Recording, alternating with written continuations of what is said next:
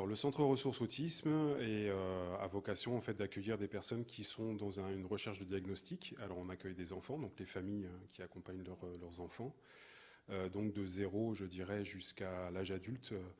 On a des personnes jusqu'à 45 ans qui viennent pour un diagnostic. Si ce n'est qu'avec l'arrivée des EDAP, les enfants de 0 à 6 ans seront plus orientés vers ces structures, équipes de diagnostic autisme de proximité.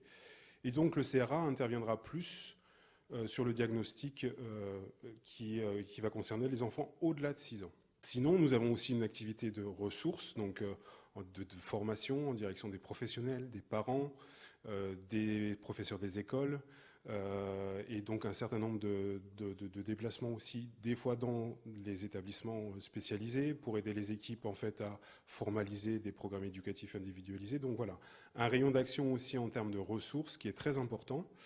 Donc voilà les principales, je dirais, activités du CRA aujourd'hui. La recherche qui doit se développer un peu plus aussi. On a un centre de doc où les gens peuvent venir aussi prendre de la documentation sur l'autisme dans différents domaines. Et là, en fait, il n'y a aucun souci pour venir se renseigner et prendre de la documentation.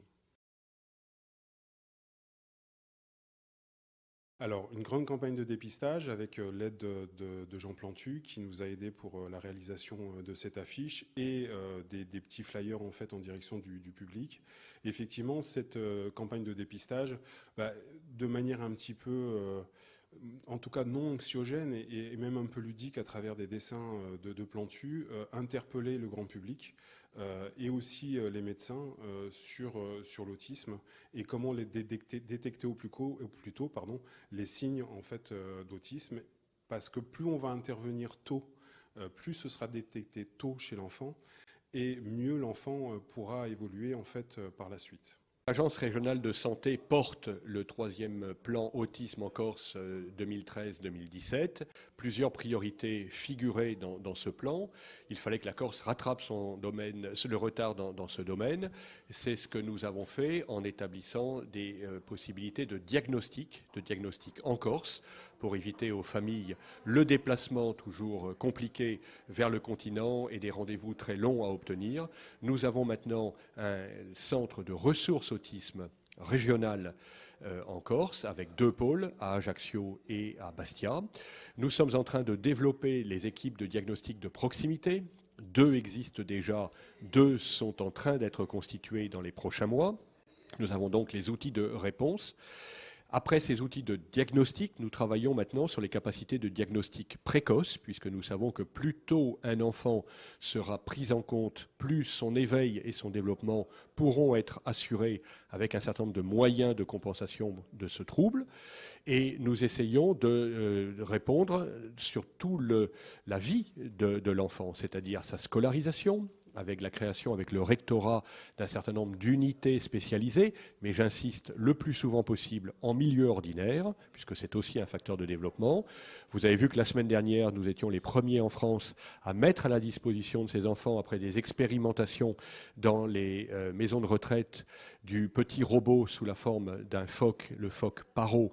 Il a été testé depuis 30 ans sur les personnes victimes de maladie d'Alzheimer. Il va être testé maintenant auprès d'enfants, et c'est ce que nous avons mis en place la semaine dernière. Nous travaillons sur la scolarisation, nous travaillons sur la formation professionnelle, puisque naturellement, le passage en IME doit être favorisé et permettre à tous les jeunes adultes et adultes de pouvoir s'insérer dans la société avec une formation professionnelle adaptée. Et nous travaillons aussi sur l'ouverture de places spécialisées. Nous avons créé, durant le dernier plan, plus de 110 places spécialisées. Vous voyez qu'un certain nombre d'appels à projets sont en train d'être diffusés actuellement pour la création de nouvelles places. Donc, le bilan que nous avons fait, encore provisoire, de ce plan, partagé avec les familles et avec les associations qui ont bien voulu reconnaître des avancées significatives en Corse. Nous savons qu'il y a un énorme chemin encore à parcourir, mais je crois que tout le monde partage le fait qu'il y a des progrès significatifs qui ont été accomplis. Nous avons des parents qui sont toujours très inquiets, qui sont toujours très isolés, très perdus.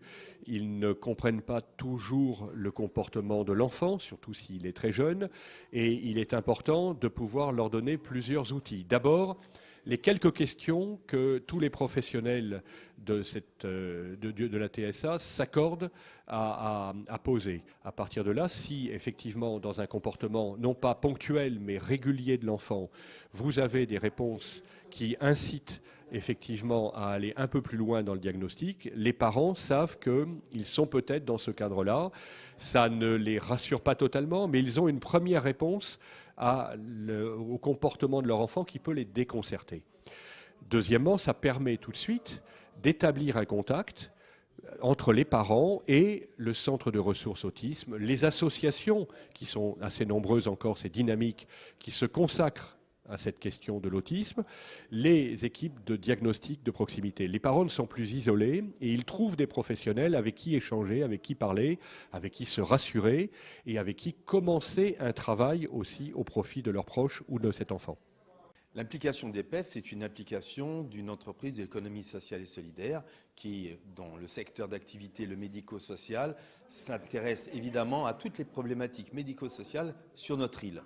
Sur notre île, depuis un certain nombre de temps, ont émergé des problématiques sur l'autisme, particulièrement donc sur des parents qui étaient obligés de partir sur le continent, plus précisément à Nice, et qui devaient attendre des moments de douleur, puisqu'ils ne savaient pas ce qui se passait, pour savoir ce qu'avait leur enfant.